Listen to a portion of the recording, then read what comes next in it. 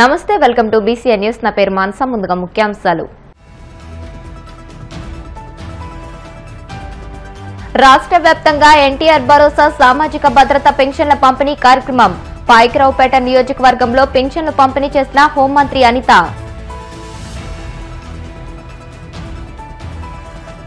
ఆరోగ్యంతో కూడిన సమాజం కోసం ప్రతి ఏడాది ఒక అడుగు ముందుకు వేయాలి ఉన్నతాధికారులకు పిలుపునిచ్చిన మంత్రి సత్యకుమార్ యాదవ్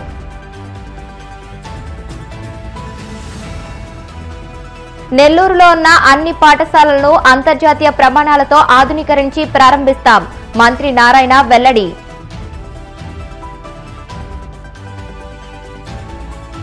ప్రజా ఫిర్యాదుల పరిష్కారంలో సంబంధిత అధికారులు ప్రత్యేక దృష్టి సారించాలి పశ్చిమ గోదావరి జిల్లా కలెక్టర్ చదలవాడ నాగరాణి సూచనలు రాష్ట్ర వ్యాప్తంగా ఎన్టీఆర్ భరోసా సామాజిక భద్రత పెన్షన్ల పంపిణీ కార్యక్రమం ఉత్సాహంగా సాగుతుంది అనకాపల్లి జిల్లా పాయకరావుపేట నియోజకవర్గం కోట ఊరట్ల మండలం బీకేపల్లి గ్రామంలో హోంమంత్రి వంగలపూడి అనిత అర్హుల ఇళ్లకు వెళ్లి పెన్షన్ అందజేశారు ఈ సందర్భంగా ఆమె మాట్లాడుతూ 1వ తేదీ ఉదయమే ఇంటింటికి పెన్షన్లు ఇస్తున్నామని రాష్ట్రంలో ఆర్థికంగా ఎన్ని ఇబ్బందులు ఉన్నా సకాలంలో పెన్షన్లు పంపిణీ చేస్తున్నామని అన్నారు ఇప్పటికే 2 గ్యాస్ సిలిండర్లు ఇచ్చామని ఉచిత బస్సు పథకం కూడా ఆగస్టు 15 నుండి అమల్లోకి వస్తుందని తెలియజేశారు సంవత్సర కాలంలోనే బీకేపల్లి గ్రామంలో అనేక అభివృద్ది కార్యక్రమాలు జరిగాయని అన్నారు స్వర్ణాంధ్రప్రదేశ్ సాధనకు ఆరోగ్యంతో కూడిన సమాజం ఎంత అవసరమని మంత్రి సత్యకుమార్ యాదవ్ పేర్కొన్నారు ఆరోగ్యంతో కూడిన సమాజం కోసం ప్రతి ఏడాది ఒక అడుగు ముందుకు వేయాలని ఉన్నతాధికారులకు పిలుపునిచ్చారు కూటమి ప్రభుత్వం ప్రజారోగ్య రంగంలోని అస్తవ్యస్త పరిస్థితిని అధిగమించడానికి కృషి చేసిందని ఫలితంగా కొంతమేర మార్పు తీసుకురాగలమని చెప్పారు వైద్య సిబ్బంది హాజరు మొదలుకొని అత్యాధునిక వైద్య సేవల కల్పన వరకు 20 విషయాలపై ప్రగతిని ప్రతి 3 నెలలకొకసారి సమీక్షిస్తానని స్పష్టం చేశారు ఐపీఎం డ్రగ్ కంట్రోల్ విభాగాల్లో ఖాళీలను భర్తీ చేయాలని అన్నారు కౌన్సిలింగ్ ఇస్తున్నారు థెరపీ చేస్తున్నారు బయట నుంచి వచ్చి చేస్తున్నారు కానీ అది సరిపోదు ఇంకా పెంచాల్సిన అవసరం ఉంది దాంట్లో భాగంగానే ఇవాళ ఈ కార్యక్రమాన్ని తీసుకొచ్చినందుకు నాకు చాలా సంతోషంగా ఉంది దీన్ని రాబోయే రోజుల్లో మరింత విస్తృతపరచాల్సి ఉంది అయితే చెప్పిన తర్వాత నేను ఇంకో దాని మీద దృష్టి పెట్టాను ఈ విశాఖపట్నంలో మెంటల్ హెల్త్ ఇన్స్టిట్యూట్ ఉంది దానికి సెంటర్ ఆఫ్ ఎక్సలెన్స్ గురించి 2017లో మంజూరైంది కేంద్ర ప్రభుత్వం అప్పుడు నరేంద్ర మోడీ గారి ప్రభుత్వం చేస్తే మధ్యలో దాన్ని పట్టించుకోలేదు వీరు చెప్పిన తర్వాత మన రాష్ట్రంలో ఎక్కడున్నాయని చూస్తే విశాఖపట్నంలో సెంటర్ ఆఫ్ ఎక్సలెన్స్ మంజూరైంది అక్కడ ఎంబీబీఎస్ యూజీ సీట్లు 27 పీజీ సీట్లు కూడా ఇస్తున్నారు అయితే సెంటర్ ఆఫ్ ఎక్సలెన్స్ ని ఇప్పటిదాకా ఇన్ఫ్రాస్ట్రక్చర్ పూర్తి కాలేదు దానికి కావాల్సిన 40 కోట్లు కేంద్ర ప్రభుత్వం ఇస్తే దానికి కావాల్సిన ఎక్విప్మెంట్ కూడా చేర్చలేదని చెప్తే అది తెలిసిన 8 నెలల్లో ఇవాళ కావాల్సిన ఇన్ఫ్రాస్ట్రక్చర్ ని పూర్తి చేశాం కావాల్సిన ఎక్విప్మెంట్ కూడా పూర్తి చేశాం ఇప్పుడు ఇనాగరేషన్ కి అది రెడీగా ఉంది రాబోయే వారం 10 రోజుల్లో ఇనాగరేషన్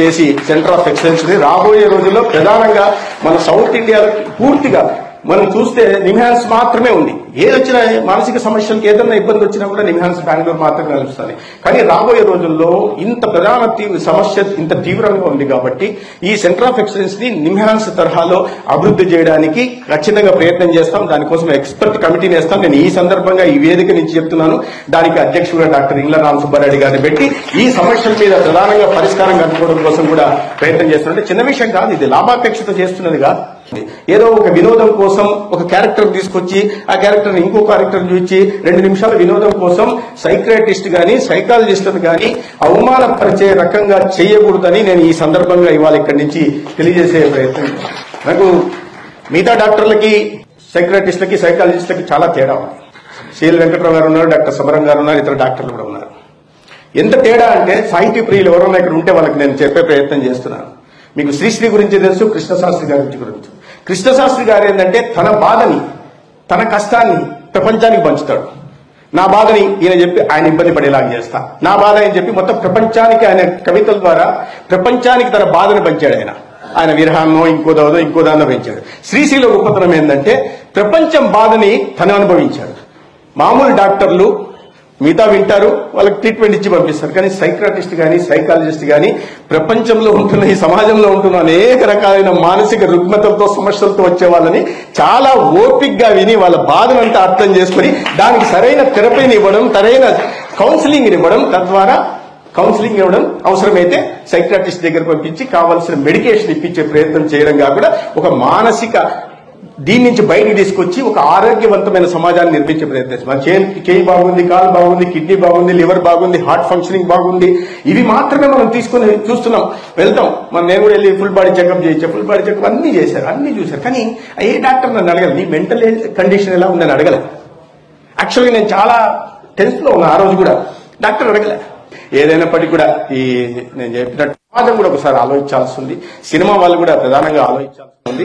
సమాజంలో మనం మాట్లాడుతున్నాం, మన కుటుంబ సభ్యులు మనం ఏ రకంగా ట్రీట్ చేస్తున్నాం, వాళ్ళు ఏ పరిస్థితుల్లో ఏ రకమైన మానసిక ఆందోళనకు గురవుతున్నారు, దాన్ని బట్టి సత్వరంగా మనం కావాల్సిన సైకాలజిస్ట్ దగ్గర తీసుకెళ్లి కావాల్సిన కౌన్సిలింగ్ ఇప్పించగలుగుతున్నామా అని పిల్లల్ని, ప్రధానంగా తల్లిదండ్రులకి, ఈ రాష్ట్రంలో ప్రధానంగా తల్లిదండ్రులకి, ఆ అడాలసెంట్ ఏజ్ లో ఉన్న పిల్లలకి ఈ రకంగా ఏదన్నా వాళ్ళ తేడా కనిపించినప్పుడు వారిని బయటికి తీసుకురావడం కోసం ఖచ్చితంగా అదేదో చదువుకోవట్లేదు వాళ్ళని దండిద్దాం, ఇంకోటి చేద్దాం అని కాకుండా ఎందుకు ఆ రకంగా కారణమవుతున్నారు, ముందు మనం కౌన్సిలింగ్ ఇవ్వడం, తర్వాత అవసరమైతే తీవ్రత ఉందని మనకి ఎక్కడన్నా అనిపిస్తే ఒక క్వాలిఫైడ్ సైకాలజిస్ట్ దగ్గరకు వచ్చి థెరపీ ఇప్పించాల్సిన, కౌన్సిలింగ్ ఇప్పించాల్సిన అవసరం ఉంది. కాబట్టి ఇవాళ ఇంత ప్రధానమైన వాటి మీద ఒక కార్యక్రమాన్ని నిర్వహించేదో 6 మందికి క్లినికల్ సైకాలజీ అడ్మిషన్ సర్టిఫికేట్ లేదా 4 మందికి ఈ డిప్లొమా సర్టిఫికేట్ ఇచ్చే కార్యక్రమం మాత్రమే కాదు. ఇవాళ ఈ కార్యక్రమం ద్వారా మనము సమాజానికి ఒక సందేశం ఇచ్చే ప్రయత్నం చేస్తున్నాం. ఇది కేవలం 12 మందికి సంబంధించి వాళ్ళ అడ్మిషన్ సంబంధించింది కాదు. ఈ దేశంలో ఉంటున్న 5,30,00,000 మంది జనాభాకి దాంట్లో దాదాపు 76.22% ఇటువంటి మానసిక సమస్యలతో ఇబ్బంది పడుతున్న వాళ్ళకి కూడా ఒక అవగాహన. నెల్లూరులో ఉన్న అన్ని పాఠశాలలను 4 ఏళ్లలో ఆధునీకరించి ప్రారంభిస్తామని మంత్రి నారాయణ తెలియజేశారు. వీఆర్ హైస్కూల్ను మోడల్ స్కూల్ గా అభివృద్ది చేయడం ద్వారా విద్యా రంగంలో ఒక ఉదాహరణగా నిలిచిందని పేర్కొన్నారు. నెల్లూరులో ఉన్న మరో 11 హైస్కూల్ను కూడా అంతర్జాతీయ ప్రమాణాలతో ఏడాదిలోపు ఆధునీకరించి ప్రారంభిస్తామని చెప్పారు.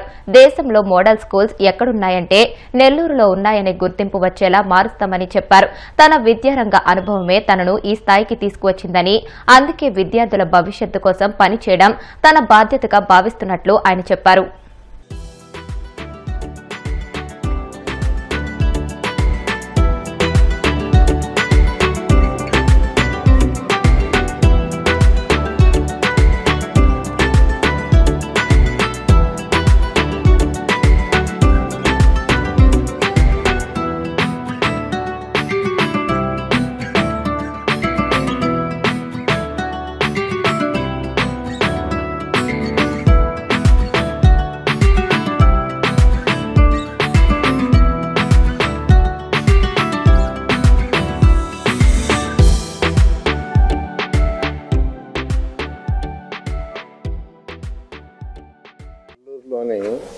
దేవిరెడ్డి శారద చారిటబుల్ ట్రస్ట్ ఆధ్వర్యంలో నడుపుతున్న స్కిల్ డెవలప్మెంట్ కానీ మరియు స్కూల్ నిజంగా చాలా నాకు ఆనందం వేసింది. ఎందుకంటే నేను కూడా యాక్చువల్గా ఈ ఫీల్డ్ నుంచే వచ్చిన వ్యక్తిని.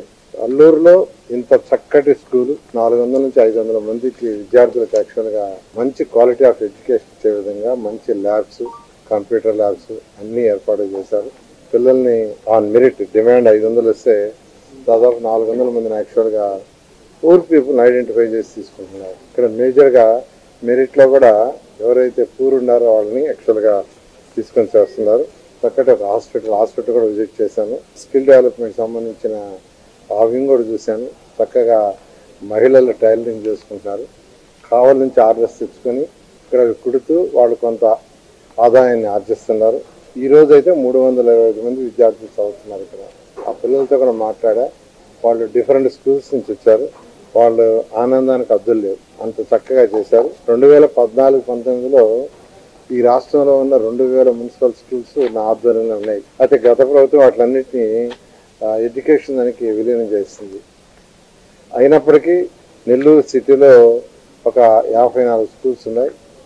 ఆ స్కూల్స్ అన్నింటినీ ఇదే విధంగా చేయాలనే ఉద్దేశంతో నేను చదివిన స్కూల్ వీఆర్ హై స్కూల్ యాక్చువల్గా దాన్ని మాడిఫై చేసి క్లాసులు కూడా స్టార్ట్ అయినాయి. ఇవాళ ఒకరోజు సుధాకర్ రెడ్డి గారిని ఆఫర్ చేశాను. సుధాకర్ రెడ్డి గారు రండి చూడండి అని వచ్చి అక్కడ చూసి, నేను నెల్లూరు సిటీలో నేను కూడా ఒక స్కూల్ చేసి పెడతాను, మీరే సెలెక్ట్ చేసుకోండి అంటే, వారు 10 సంవత్సరాలు మూలాపేటలో ఉన్నారు. ఆ మూలాపేటలో ఉండే స్కూల్ని నేను తీసుకొని చేస్తానన్నారు. ఆ మూలాపేట స్కూల్ అయితే మరీ దారుణ స్థితిలో ఉంది.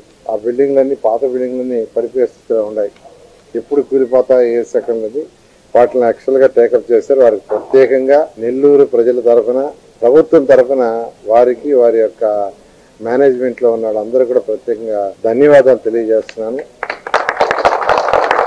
ఎందుకంటే ముఖ్యమంత్రి గారు P4 అనే ప్రోగ్రాం తీసుకొచ్చారు. ఆ P4 ప్రోగ్రాంలో ఏంటంటే రాష్ట్రంలో ఆల్రెడీ డెవలప్ అయిన టాప్ 10 పీపుల్, రాష్ట్రంలో పూరెస్ట్ ఆఫ్ ది పూర్ ఉన్న బాటం 20% పీపుల్ కి కొంత సపోర్ట్ చేయాలని. సపోర్ట్ అంటే మెంటరింగ్ కావచ్చు, సలహాలు ఇవ్వచ్చు, లేదా ఫైనాన్షియల్ ఏదైనా సపోర్ట్ చేయొచ్చు, లేదా స్కూల్స్ పెట్టి పిల్లలకి చదువు చూపించవచ్చు. సో ఆ నేపథ్యంలో ఈ P4 ప్రోగ్రాంలో దేవిరెడ్డి శారదా చారిటబుల్ ట్రస్ట్ తరఫున ఇక్కడ అల్లూరులో ఒక మంచి స్కూల్, ఒక చిన్న ఊర్లో ఇంత చక్కటి స్కూల్ ని కట్టారు. నెక్స్ట్ ఎక్కడుంటే దాన్ని చూడటం, వాటిని మిగతా దగ్గర కూడా ఇంప్లిమెంట్ చేయడం నాకు అలవాటు.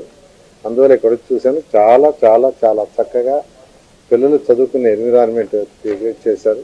నేను మరొకసారి ఈ చారిటబుల్ ట్రస్ట్ లో ఉన్న సుధాకర్ రెడ్డిని, దశరామరెడ్డిని, ప్రభాకర్ రెడ్డి గారిని ప్రత్యేకంగా అభినందిస్తూ ప్రత్యేకంగా ధన్యవాదాలు కూడా తెలియజేస్తున్నాను. నెల్లూరుకి విద్యాశాఖ మంత్రి 6వ తేదీ ఈవినింగ్ వస్తున్నారు. 7వ తేదీ విఆర్ఐ స్కూల్ ఏదైతే బిల్డింగ్ పూర్తి చేశామో ఆ బిల్డింగ్ ని యాక్చువల్ గా ఇనాగ్రేషన్ చేయడం. ఈ దేవిరెడ్డి శారదా చారిటబుల్ ట్రస్ట్ వాళ్ళు మూలాపేటలో స్కూల్ ని టేకప్ చేశారు. ఈ ఇయర్ డిసెంబర్ లోపల 14 క్లాస్ రూమ్లు, ఆఫీస్ రూమ్లు ఇవన్నీ వచ్చేటట్టుగా డిజైన్ చేశారు. ఫ్యూచర్ లో 30 క్లాస్ రూమ్లు వచ్చేటట్టుగా 7వ తేదీ విద్యాశాఖ మంత్రి చేతుల మీద దానికి శంకుస్థాపన చేసే విధంగా ఏర్పాటు చేశాం. ఈ విధంగా యొక్క పేదలు, నిరుపేదలకి సహాయం చేస్తున్న ఈ చారిటబుల్ ట్రస్ట్ వాళ్ళకి నేను మరొకసారి ప్రత్యేకంగా ధన్యవాదాలు. ప్రజా ఫిర్యాదుల పరిష్కార వేదికలో అందిన అర్జీలను సంబంధిత అధికారులు ప్రత్యేక పర్యవేక్షణ చేసి త్వరితగతిన పరిష్కారం చూపాలని పశ్చిమ గోదావరి జిల్లా కలెక్టర్ చదలవాడ నాగరాణి ఆదేశించారు. భీమవరంలోని కలెక్టరేట్ పీజీఆర్ఎస్ సమావేశ మందిరంలో జిల్లా కలెక్టర్తో పాటు joint collector T Rahul Kumar Reddy, DRO మొగలి వెంకటేశ్వర్లు సంబంధిత అధికారులతో కలిసి జిల్లాలో పలు ప్రాంతాల నుండి వచ్చిన ప్రజల నుండి ఫిర్యాదులను స్వీకరించారు. ఈ సందర్భంగా కలెక్టర్ నాగరాణి మాట్లాడుతూ ఫిర్యాదుల పరిష్కారంలో సంబంధిత శాఖల అధికారులు లాగిన్లో పూర్తి స్థాయిలో పరిజ్ఞానాన్ని, అవగాహన కలిగి ఉండాలని ఆదేశించారు. అర్జీదారుల సమస్యల పరిష్కారంలో క్షేత్రస్థాయిలోకి వెళ్లి పరిశీలన చేయాలని అన్నారు. అర్జీల పరిష్కారంలో ఎటువంటి అలసత్వం వహించినా సహించేది లేదని అన్నారు. కాకినాడ జిల్లా పెద్దాపురం శ్రీ మరిడమ్మ అమ్మవారి జాతరలో మద్యం మత్తులో జరిగిన కొట్లాట ఘటనలో ఇద్దరిని అరెస్ట్ చేసి రిమాండ్కు పంపించినట్లు పెద్దాపురం డీఎస్పీ శ్రీహర్రాజు తెలియజేశారు. పెద్దాపురంలో సీఐ పి జయశంకర్, ఎస్ఐ మౌనికలతో కలిసి డీఎస్పీ మీడియాతో మాట్లాడారు. కొట్లాటకు దిగిన ఇద్దరు ఎటువంటి గంజాయి సేవించలేదని, వారు మద్యం తాగినట్లు తమ విచారణలో తేలిందని అన్నారు. వారిపై కొట్లాట కేసు నమోదు చేస్తామని, మేజిస్ట్రేట్ ముందు ప్రవేశపెడతామని ఈ సందర్భంగా ఆయన తెలియజేశారు. నిన్నటి రోజునండి 29/6/2025 కాకినాడ జిల్లా పెద్దాపురంలో మనందరికీ తెలిసిందే శ్రీ శ్రీ శ్రీ మరిడమ్మ అమ్మవారి జాతర సందర్భంగా చిన్న కొట్లాట జరిగింది. అందులో ఒక అబ్బాయి ఏమో 18 సంవత్సరాల లోపు అబ్బాయి అని చేత పేరు చెప్పకూడదు, అలాగే రాజమండ్రికి సంబంధించిన చుక్కదుర్గారు అని చెప్పేసి వీళ్ళిద్దరికి కూడా కొట్లాట జరగడం, ఇద్దరు కూడా కొట్టుకోవడం, అది కొంతమంది వీడియోలు తీసి తర్వాత మీడియా ద్వారా కూడా బయటికి రావడం జరిగింది. ఇందులో మనకు ఒక వీడియో బయటకు వచ్చిందండి. రెండో ఇన్సిడెంట్ కూడా, ముందు ఇన్సిడెంట్ ఆ ఇన్సిడెంట్ జరిగిందన్నమాట. వాళ్ళిద్దరిని కూడా ఈరోజు మీడియాలోకి వచ్చిన తర్వాత ఆ వ్యక్తులను ఐడెంటిఫై చేసి ఎంక్వైరీ చేసి 2 కేసులు నమోదు చేసామండి. వాళ్ళిద్దరికి కూడా అరెస్ట్ చేసాం, వాళ్ళిద్దరికి కూడా రిమాండ్ పంపుతున్నామండి. అయితే మా ఇన్వెస్టిగేషన్ ఏంటంటే వాళ్ళు బీర్ తాగినట్టుగా తెలిసింది, అంతేగాని గంజాయి కానీ లేకపోతే మాదక ద్రవ్యాలు కానీ ఇలాంటిది అయితే కూడా మా దృష్టికి రాలేదు. అలాగే వారి యొక్క నేర చరిత్రను పరిశీలిస్తే గతంలో కూడా వారి మీద ఏ కేసులు లేవండి, ఏ రకమైన కేసులు కూడా వారి మీద లేవు. ఆ విషయం పత్రికాముఖంగా తెలియజేయాలని చెప్పేసి ఈరోజు ఈ ప్రెస్ మీట్ పెట్టడం జరిగిందండి. ఘర్షణ అంటే ఈయన రాజమండ్రికి సంబంధించిన చుక్కదుర్గారావు స్టేజ్ వెనక పక్కకి మేము క్లోజ్ చేసాం దారి, అయినప్పటికీ కూడా చిన్న సొంత ఉంటే వెళ్ళడానికి ట్రై చేయడం, చేసిన తర్వాత అక్కడ ఒకరికొకరు కాలు తనుకొని పడడం, అక్కడేమో సారీ బ్రదర్ అని చెప్పినా కూడా కుర్రోలు కాబట్టి ఆ స్పీడ్లోనేమో కొట్లాట జరిగింది. అక్కడ ఈ చుక్క దుర్గారావునేమో కొట్టడం జరిగింది. ఆ చుక్క దుర్గారావు ఏంటంటే ఆయన కూడా రిటాలియేషన్గా ఆయన కూడా ఇటుకతో బాధలు ఇవన్నీ జరిగింది. ఇంజరీస్ అయితే ఇటువైపు అటువైపు కూడా ఇంజరీస్ ఉన్నాయి, మేజర్ ఇంజరీస్ అయితే కాదు. కాబట్టి ఆ కేసును ఆ రకంగా దర్యాప్తు చేస్తున్నామండి. రిమాండ్కి పంపిస్తున్నామండి. యాక్చువల్గా అయితే కొట్లాడికి సంబంధించి రిమాండ్ పూర్తిగా కూడా ఇస్తారో ఎవరైనా రూల్స్ ప్రకారం తెలియదు. కాబట్టి సిమిలర్ అఫెన్స్ చేయడానికి అవకాశం ఉంది కాబట్టి మేజిస్ట్రేట్ గారిని ఆ రకంగా అభ్యర్థిస్తాం. అది ఎంతవరకు పరిశీలిస్తారన్నది ఇంకా తెలియదు. అంటే ఇండివిజువల్గా అండి 2 కేసులు, ఈ కేసులో ఒకరు ఆ కేసులో ఒకరు. అంటే వీడియోలో కూడా చూస్తే ఆ రెండో వ్యక్తి ఉన్నారు కానీ ఆయన అఫెన్స్ ఏదైతే ఉందో దాన్ని కోఆపరేట్ చేయటం లేదు. అంచేత ఏంటంటే ఆ వ్యక్తినేమో ఈ కేసులో ఇన్వాల్వ్ చేయట్లేదు. ఇప్పుడు కాసేపు ప్రకటనలు.